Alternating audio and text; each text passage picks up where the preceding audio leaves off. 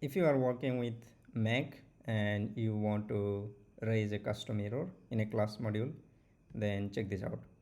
So I have a single class module, and for demo purpose I just have this error line.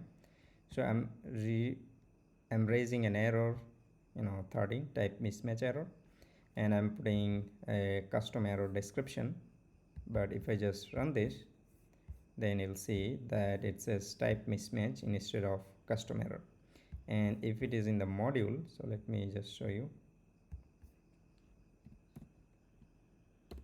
Now this is the same error kind of, and if I open this, run this, then it's a custom error in module. So be careful if you want to raise a custom error in a class module, it just reset back to the default.